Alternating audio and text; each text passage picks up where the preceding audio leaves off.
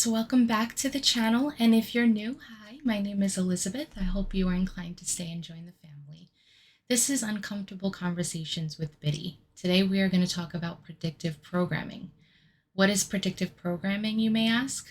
I know most of you already know because if you're already following me, most of you are likely hip to these terms and what they mean. But for those of you who aren't, or for those of you who would like to have a video that you can share with your friends who are still fully plugged into the matrix to wake them up, here you go. So I found a post from someone online who explained the gist of what it is, and I believe they did a great job. So I'm going to read that here for you. I did add some things here and there, but still shout out to Next Door Neighbor on Daily Digest. Predictive programming is a theory of a subtle form of psychological conditioning provided by the media to acquaint the public with planned societal changes to be implemented by our leaders. If and when these changes are put through, again in theory, the public will already be familiarized with them and will accept them as natural progressions, thus lessening possible public resistance and commotion. The most notable cases of predictive programming are the examples found in The Simpsons, The Dark Knight Rises, Hunger Games, etc. Most common theories about predictive programming is people believe the government creates a problem, allegedly, so the population will look to the government for a solution. However, because the government planned for the crisis, again allegedly, will offer a solution that has been planned long before the crisis ever happened. Predictive programming, at its core, is a tactic to reduce resistance by introducing concepts that seem far-fetched and continuously reintroducing them to make these concepts appear more likely, or at the very least, acceptable. As always, there is a reason why movies and television are used as the common vessel. Think about the words of the industries. Television. Tell-a-vision. Or let's watch a program. When watching something, a person typically perceives it as entertainment and their theoretical guard will be lowered and the subliminal messages will directly go to the subconscious. It is also used as sort of a self-fulfilling prophecy because once an expectation is created, then when these events start to happen, the population may seem more likely to accept the fate. Again, in theory. There is also a control of imagination because the most commonly used tool in predictive programming is science fiction. By creating these stories, the author can create boundaries. It is very important that we understand that influence is real, and we need to make sure our young ones or the people who are soft-minded to these ideas are forewarned of the dangers of being manipulated and persuaded in specific toxic or dangerous directions. I have some clips throughout the video that showcase examples of predictive programming in television and movies. And if you enjoy content like this and want to support this channel, please like, comment, and subscribe, share with your friends, and hit that notification bell so you are always notified when I drop any new videos on this channel. And without further ado, here you go. But how real does it seem? As real as any memory in your head.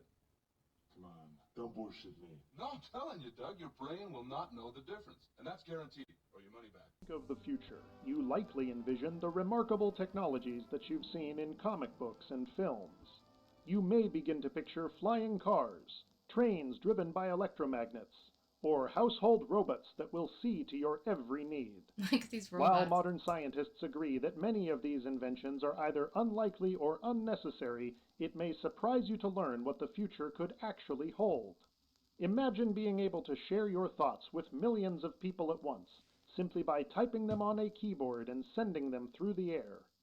Think of what life will be like when all of the many fixtures of an office, including a typewriter and an entire Rolodex, can fit within a device smaller than a loaf of bread. Consider the vacation plans you could make when a single trip on an airplane is all that's needed to visit anywhere on Earth. Yes, the future certainly looks bright, but it isn't without its darker sides. According to some predictions, obesity will likely run rampant, and political corruption will become so commonplace as to be accepted. People with nothing entertaining or informative to say will broadcast their demands for attention, and once beloved performers will become pushers of snake oil. Perhaps worst of all will be the emergence of a deadly and potentially devastating disease. Think of the last time that you contracted influenza. You were likely bedridden for days, having no appetite or desire to play games. Experts predict that by the year 2020, a new virus will rise, spreading from somewhere in Asia to the rest of the world. And with international travel being available to even the most common citizen, a sickness which would have been contained in years past will quickly spread to all corners of the globe. Well, that was interesting. And that was from the 1950s, 60s at the most. Predicting technology is one thing, but there were other things in that video that were predicted with, accuracy that is very weird. So, um, yeah, I'll just let the videos speak for themselves because, we have to be very careful the way we talk about things. Um, and I do have some other videos that I want to show. And let's just get to it.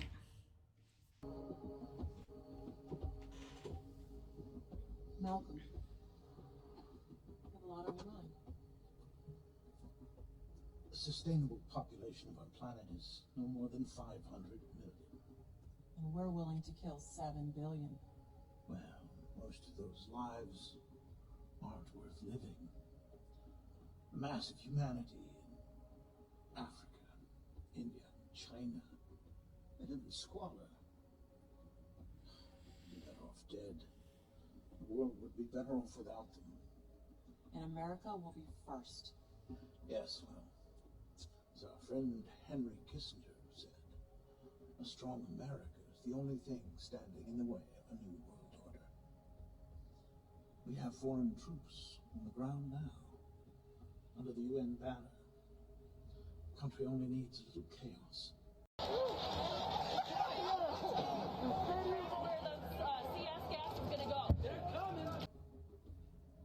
The American people are resilient. What's to come if the citizens rise up? Yes, well, when parents see their children starving, families hauled away to FEMA camps, imprisonment or worse, then yes, we expect some resistance at first. But the vanity of nationalism will quickly fade. The people will beg for help. America was never great. 1, 2, 3, 4. Slavery, genocide, and war. Well, that was the two videos I just wanted to show. I feel like this needs to be a series because there's so many other clips I want to show about technology and from different movies, especially newer movies or even movies from like 30 years ago, showcasing artificial intelligence and robots and things like that. So I'll probably just do a series on this in lieu of making an extremely long video. um, yeah, it can get very scary when you think about all of this, but I'm not trying to scare anyone. I know that kind of like just happens anyway, when thinking about stuff like this. You know, I'm, I have a lot of faith and I'm a believer in Christ. So I know in the end, Christ wins. And no matter how many times or how many examples that are shown of they playing God or trying to, push different, you know, terrible things to happen to this world. I know at the end of the day, God wins. And, that's what keeps me, going. That's what keeps me also pushing to do videos like this, to get these out, to just have these conversations. Um, we don't know everything for sure. A lot of this stuff is speculation. We're trying to just piece together parts of the puzzle, so we can talk about it. And we have that right to. We have that right to discuss things and just try to see what it's all about. But as I always say, just go and do your own research. Go check out your own stuff, especially, if you're in other states, look to see what's happening behind the scenes that they're not publicizing, what bills are being passed, changes to legislation. Um, all of this stuff is important. And I'm trying my best. I wasn't always that good at that kind of stuff, and I'm not, but I'm working on it and I'm trying to learn. And if you have any comments about anything that went down that we talked about on this video, please leave them in the comment section below. As I always say, I love hearing from you guys. I love any feedback you have, any questions you might have for me, any recommendations for any topics you want me to cover. That would be great also. You can follow me on any one of these social medias. I'm going to link them all up here.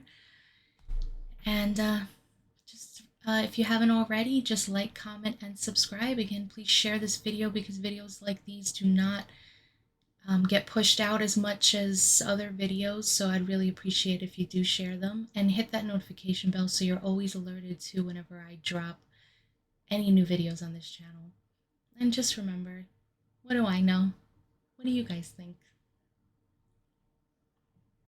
The energy policies that were created here in California, not as a result of a conspiracy, but You don't need a formal conspiracy. Right. When interests converge, these people went to the same universities and fraternities, they're on the same boards of directors, they're in the same country clubs, they have like interests, they don't need to call a meeting, they know what's good for them, and they're getting it. And there used to be 7 oil companies, there are now 3, it will soon be 2. The things that matter in this country have been reduced in choice. There are 2 political parties, there are a handful of insurance companies, there are about 6 or 7 information things. But if you want a bagel, there are 23 flavors because you have the illusion. You have the illusion of choice.